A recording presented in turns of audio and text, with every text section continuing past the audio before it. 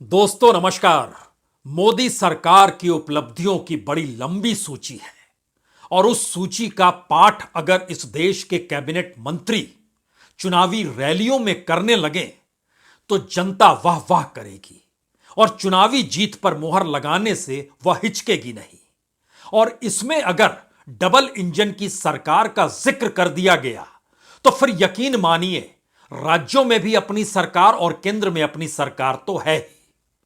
लेकिन फिर ऐसा क्या हो गया कि हर राज्य में चुनाव प्रचार के आखिरी चरण आते आते हर मंत्री और हर नेता जो बीजेपी का था और मोदी कैबिनेट के जो मंत्री थे वह उपलब्धियों को भूल गए। ये बताना भूल गए कि भारत की इकोनॉमी की रफ्तार क्या है। ये बताना भूल गए कि भारत किस दृष्टि से इस देश की तमाम जरूरतों को बीते 9 बरस में मोदी सत्ता के तहत पूरा कर चुका है और करेगा। और भारत में चकाचौंध ही चकाचौंध है। यह बताने की जरूरत हर राज्य में आखिरी चरण में क्यों नहीं पड़ी। क्या जीत पर मुहर लग गई या फिर उपलब्धियों की सूची और डबल इंजन का नारा यह फेल हो गया और शायद इसीलिए बात बिगड़ गई। तो क्या 3 दिसंबर के बाद बीजेपी या कहें मोदी सरकार या कहें मोदी शाह की बिसात अब इस दिशा में नहीं जाएगी कि उपलब्धियां बताई जाए, डबल इंजन का जिक्र किया जाए? क्योंकि 6 महीने से भी कम का वक्त है। सही मायने में कहें तो दिसंबर, जनवरी, फरवरी और मार्च 4 महीने हैं। इन 4 महीनों में वह कौन सी बिसात बिछाई जाए जिसके जरिए 2024 के लोकसभा चुनाव में यह लगने लगे कि यह वह बीजेपी नहीं है, यह वह मोदी सत्ता नहीं है। तो क्या अच्छे दिन दूसरी बार लेकर आ जाया जाए और इस अच्छे दिन को लाने वाली सरकार और नेता बिल्कुल नए चेहरों के साथ जनता के सामने खड़े हो जाएं? यानी 2024 के लिए जिन्हें चुनाव लड़ना है वह बिल्कुल नए चेहरे होंगे। महिलाओं की तादाद ज्यादा होगी। सिर्फ चेहरे बदलने से, नाम बदलने से काम चल जाएगा? या फिर इस दौर की पहली सीख यह है कि अगर उपलब्धियों की फेरिस्त नहीं चली तो इसका मतलब है वो उपलब्धियां नहीं थी। तो क्या करना होगा? इस चुनाव का पहला पाठ तो यही है कि जनता की स्थिति बड़ी नाजुक है, उसे बहुत कुछ चाहिए। तो क्यों नहीं बहुत कुछ देने की स्थिति में आ जाए और बहुत कुछ के दायरे में सपने भी होंगे, इस देश की बदहाली को ढकने के तौर तरीके भी होंगे। और इसी प्रक्रिया के भीतर में जो जो हर राज्य के भीतर जनता की भावना जिन मुद्दों से जुड़ती है उन मुद्दों के आश्रय केंद्र सरकार की नई पहल 3 दिसंबर के बाद से ही शुरू हो जाएगी। क्या ऐसी प्लानिंग करने की स्थिति में इस दौर में बीजेपी आ चुकी है? जी नहीं, बीजेपी नहीं आई है। बीजेपी संभालने वाले आ गए हैं और संभालने वालों का एक अपना दायरा है। उस दायरे में बीजेपी के हर नेता की एंट्री होती नहीं है।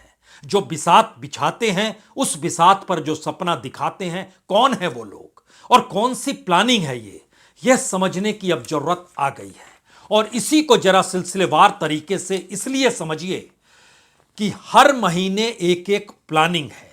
दिसंबर के महीने में इस देश के सामने भारत के विकसित देश होने का सपना और कोई नहीं, प्रधानमंत्री मोदी रखने जा रहे हैं। विकसित भारत का मतलब है इस देश के भीतर हर इंफ्रास्ट्रक्चर को हम पूरा कर चुके होंगे।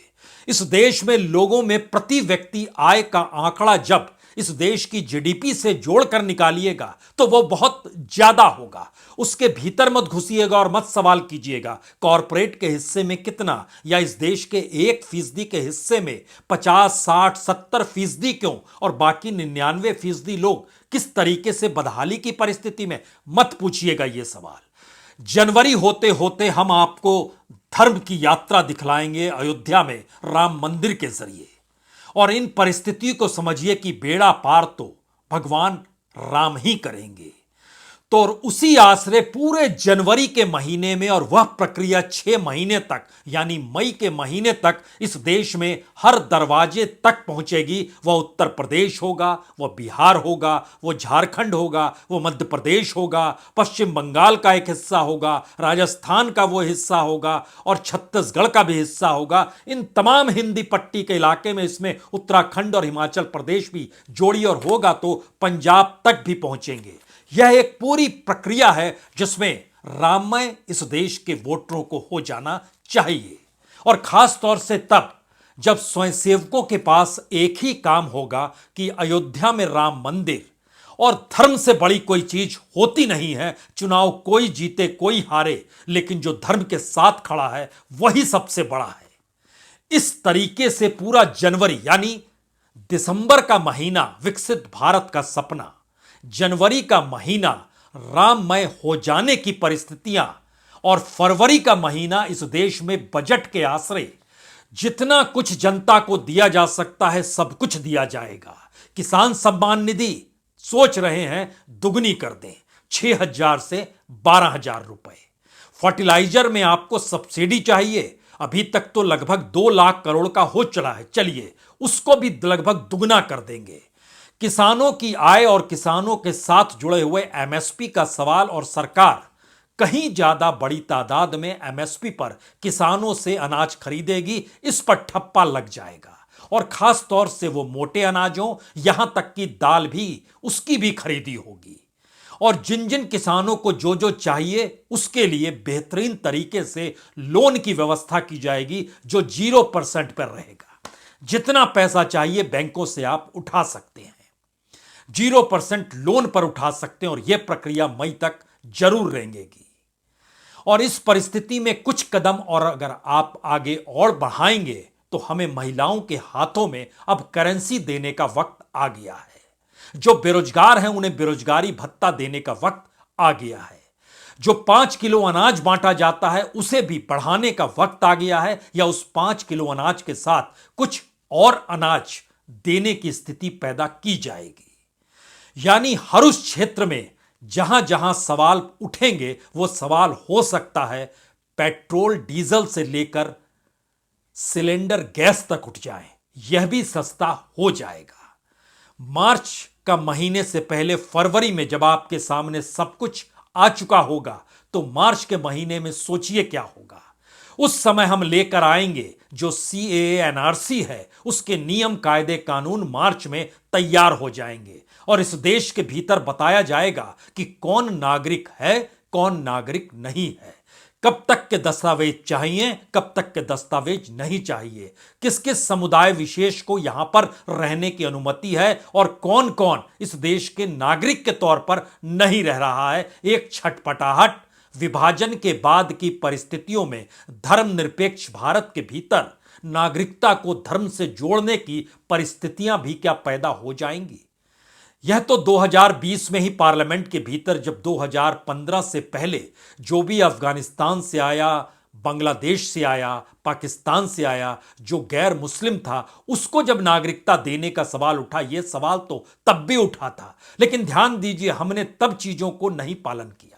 हम धीरे धीरे आगे बढ़ते हैं और चुनाव की परिस्थितियों से तमाम चीजों को जोड़ते हैं, तो उस दिशा में भी कदम बढ़ेंगे। तो क्या 3 दिसंबर मौजूदा बीजेपी सत्ता के लिए या दिल्ली की सत्ता के लिए एक ऐसी तारीख के तौर पर उभर रही है जहां जिसके बाद की प्लानिंग सरकार ने पूरे तौर पर कर ली है, या फिर इसके आगे कई कदम वो बढ़ाने की स्थिति में आ चुकी है, जहां पर उम्मीदवारों के तौर पर जब चयन होगा तो महिलाओं का इस बार ज्यादा होगा।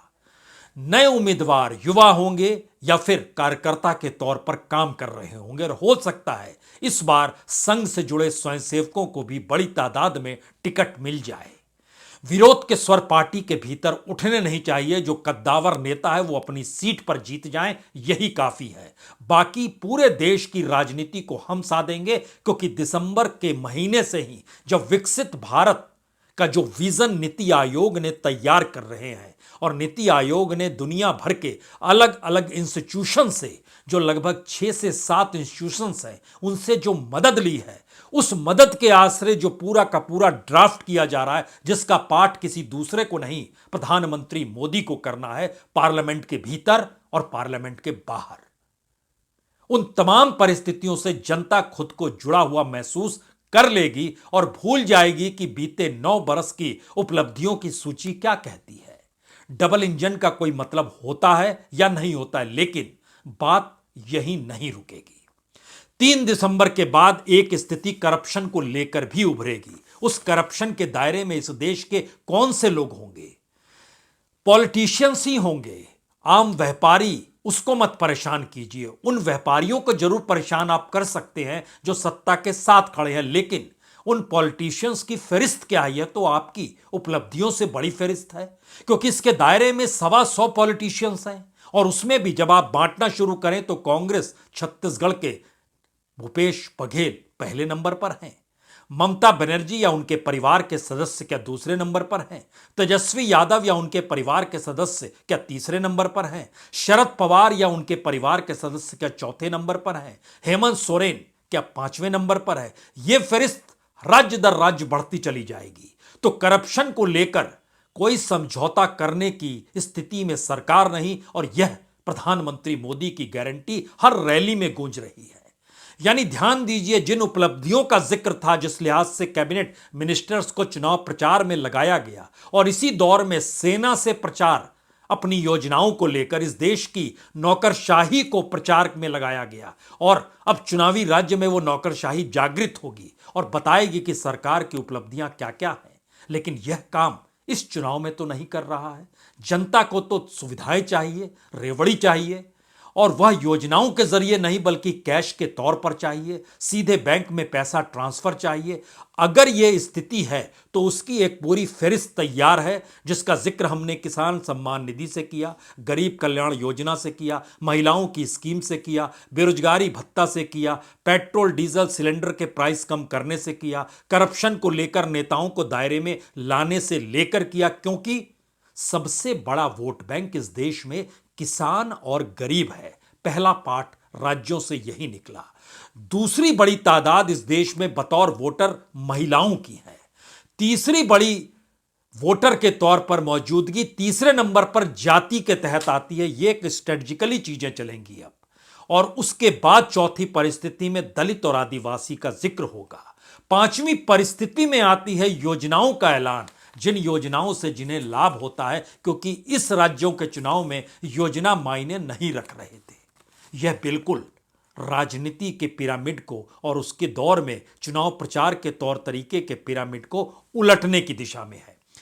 अब यहां पर अगला सवाल एक सबसे बड़ा आता है, तो क्या इसका असर बीजेपी पर पड़ेगा? और जिस प्लानिंग के तहत और जिन सुविधाओं के आश्रय सरकार आगे बढ़ना चाहती है, तो बीजेपी के भीतर क्या हड़कंप मचेगी?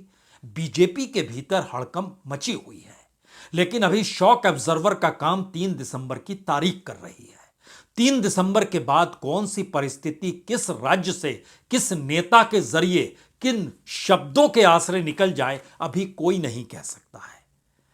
वह राज्य राजस्थान हो सकता है, वो मध्य प्रदेश हो सकता है, वो कोई भी राज्य, वो महाराष्ट्र भी हो सकता है। वह दिल्ली में बैठे कद्दावर नेताओं की मौजूदगी में कुछ शब्द नए तरीके से उभर सकते हैं। यह ठीक वैसे ही होगा जैसे एक वक्त जब उत्तर प्रदेश में मुख्यमंत्री बनाना था, और उस दौर को याद कीजिएगा तो मनोज सिन्हा शपथ लेने को तैयार थे, लेकिन योगी का नाम सामने आ गया क्योंकि पीछे संघ खड़ा था। और 3 दिसंबर का इंतजार क्या आरएसएस भी कर रही है, और इसीलिए अब आरएसएस को भी समझ में आने लगेगा कि अगर हमने चीजें वैकल्पिक तौर पर शुरू नहीं की तो मुश्किल हो जाएगी। क्या 3 दिसंबर प्लानिंग तैयार है, योजनाएं तैयार है, हर महीने किस बात का ऐलान करना और किस तरीके से चीजों को आगे बढ़ाना है, सारी परिस्थिति तैयार है। और इन परिस्थितियों के बीच में बड़ा अनुशासन हर पार्टी, हर स्वयंसेवक, हर कार्यकर्ता और हर राज्य के भीतर के ऑर्गेनाइजेशन में बाखूबी है। कोई अंतर इसमें नहीं आया है, सब कुछ जस का तस है, क्योंकि यहां इस तरीके से परिवर्तन नहीं होता है जिसमें आपको लगे कि शोर मच गया, हंगामा हो गया। यह हंगामा और शोर थम जाता है जैसे 2013 में अडवाणी जी के पांव थम गए थे दिल्ली में ही, वह गोवा नहीं जा पाए थे। और वहां पर उस दौर में अध्यक्ष राजनाथ सिंह ने संभालने के लिए दे दिया था उस दौर में गुजरात के मुख्यमंत्री नरेंद्र मोदी को। ये परिस्थितियां होती हैं, लेकिन इस दौर में तो सब कुछ अपनी उंगलियों पर समेटे हुए हैं प्रधानमंत्री मोदी और अमित शाह। तो क्या उस डोर को भी कोई काटने के लिए खड़ा होगा या इस प्लानिंग के तहत चीजें चलेंगी? अब यहां पर अगला सवाल है कि जीत हार पर क्या पूरी रणनीति टिकी है? क्या इस दौर में यह माना जाए कि अब राज्यों के भीतर भी वही लोग प्रभावी होंगे जो 2024 के चुनाव में ज्यादा से ज्यादा उम्मीदवारों को जिताने का दावा बता सकें, ठोक सकें और संतुष्ट कर सकें दिल्ली को, अन्यथा बाकी सभी हाशिए पर यह होने वाला है। और अगर चुनाव जीत गए तो एक क्षण के लिए यह भी सोचिए कि ऐसा मत सोचिए कि राजस्थान के भीतर वसुंधरा को दोबारा सीएम नहीं बना सकते हैं। बना सकते हैं अगर गारंटी ले ले कि 25 लोकसभा की सीट जिता देंगी। गारंटी लेगा कोई? या इस दौर में दिल्ली से भेजा जाएगा जिसमें दो नाम चल रहे हैं, उसमें एक नाम कानून मंत्री का है तो दूसरा नाम स्पीकर का है। क्या इन परिस्थिति में राजस्थान को साधा जाएगा और इससे हटकर एक नई परिस्थिति है, अगर चीजें बिगड़ गई तब क्या होगा? इस प्लानिंग के दायरे के तहत भारत सरकार, केंद्र सरकार, मोदी सरकार या मोदी की बिसात, यह चारों जिन परिस्थितियों में काम करेगी उसके दायरे में नीति आयोग आएगा, फाइनेंस मिनिस्ट्री आएगी, कॉमर्स मिनिस्ट्री आएगी, इस देश में अर्बन डेवलपमेंट मिनिस्ट्री आएगी, तेल मंत्रालय आएगा, इस देश का गृह मंत्रालय उसमें शामिल होगा। यानी अभी जो आप मंत्रियों की आवाजाही चुनाव प्रचार में देख रहे हैं, एक झटके में 3 दिसंबर के बाद हर मंत्री को, पूरी सरकार को, नौकरशाही ही नहीं, सारे मंत्रियों को काम उस प्लान के तहत करना है जिस प्लान को 2024 के अप्रैल तक के लिए तैयार किया गया है। और सबके सामने एक ही मकसद है, 2024 किसी भी हालत में चाहिए। और राज्यों से आपने जो सीखा है, हमने जो सिखाकर भेजा था वह तो फेल हो गया, तो उसके बाद की परिस्थितियों में कैसे जुड़िएगा, तो उसकी भी ट्रेनिंग हो जाएगी। और यह ट्रेनिंग की शुरुआत 4 दिसंबर संसद के सस्ते ही शुरू हो जाएगी, जब वहां पर अभिभाषण होगा। ये सारे सवाल क्या बताते हैं? ये सारे सवाल बतलाते हैं कि अच्छे दिन, अच्छे सपने, बदहाली को ढकने के लिए रेड कारपेट और समाज में वोटों के ध्रुवीकरण के लिए मुद्दों का उछालना, यह 4 चीजें एक साथ कैसे इस देश में 2024 के चुनाव से पहले रेंगेंगी, उसकी एक पूरी प्लानिंग और उसकी एक पूरी परिस्थिति सरकार के सामने स्पष्ट है, सत्ता के सामने स्पष्ट है। अब उसको समझना और समझाना 3 दिसंबर के बाद पार्लियामेंट में से इसकी शुरुआत होगी। लेकिन जो शुरुआत होगी वह बिल्कुल एक नए अंदाज में होगी। वह उस अंदाज में नहीं चलेगी जहां आपको महक आए कि अच्छा उस दौर के अच्छे दिन हम याद रखें या भूल जाएं। आपको वो याद आने ही नहीं दिया जाएगा। इस दौर में बरस दर बरस जो युवा तबका है वो समझ ले, उसे नौकरी नहीं मिलेगी, उसे मुद्रा योजना के तहत लोन कहीं ज्यादा मिलेगा। वो समझ ले उसको पहली बार इस देश में बेरोजगारी भत्ता भी दिया जाएगा और वो बजट का हिस्सा होगा। जिस तरीके से गरीब कल्याण योजना बजट का हिस्सा बनी कि अनाज 5 किलो 80 करोड़ लोगों को देना है तो दिया गया। लेकिन इन तमाम परिस्थितियों के भीतर एक सवाल बार बार हर के जहन में गूंज रहा होगा, अगर बीते 9 बरस से जो कुछ हुआ उससे हटकर सरकार अपने आप को देखना चाहती है तो वो कौन सी तस्वीर है जो सरकार बताना चाहती है? यह तस्वीर आज प्रधानमंत्री की नजर आंध्र प्रदेश में मंदिर में नजर आई और यह तस्वीर आने वाले वक्त में कई मंदिरों में नजर आएगी और जब प्राण प्रतिष्ठा अयोध्या में होंगे वहां पर भी इस देश के प्रधानमंत्री और संघ के सरसंघचालक मोहन भागवत की मौजूदगी होगी। एक क्षण के लिए उस तस्वीर को देखिए। उस तस्वीर को सिर्फ इसलिए दिखाना चाहते हैं क्योंकि उसके बाद जो संदेश सरकार की तरफ से, पार्टी की तरफ से निकल कर आया उसमें यही था कि प्रधानमंत्री ने 140 करोड़ लोगों के लिए शांति, उनके जिंदगी को बेहतर जिंदगी देने की स्थिति, यही मनौती मानी। यानी यह सवाल बहुत दूर की बात होगी कि इस देश में 2021 में जो सेंसस आना था, कितनी जनसंख्या है, कितने गरीब हैं, उसमें भी कितने बीपीएल से जुड़े हुए, गरीबी की रेखा से नीचे, ये सारी चीजें भूल जाइए। सपनों की दुनिया में खो जाइए और एक ऐसी परिस्थिति में आ जाइए जिस दृष्टि से भारत में प्रधानमंत्री या इस देश के राजा खुद को देखते हुए आपको भी देखना चाहते हैं। इस तस्वीर को एक क्षण के लिए देखिए।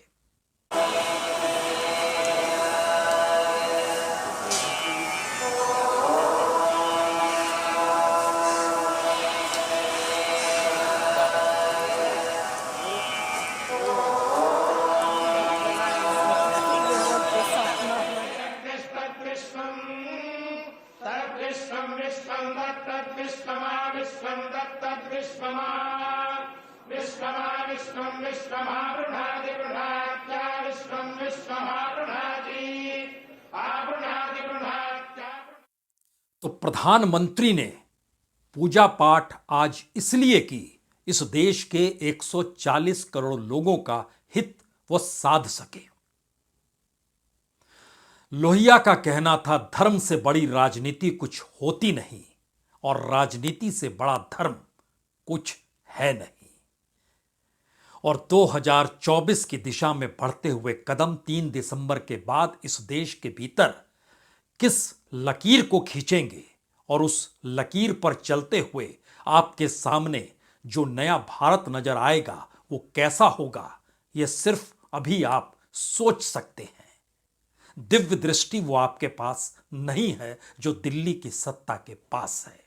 मनाइए कि वो दिव्य दृष्टि आपके पास भी आ जाए। बहुत बहुत शुक्रिया, बहुत बहुत शुक्रिया।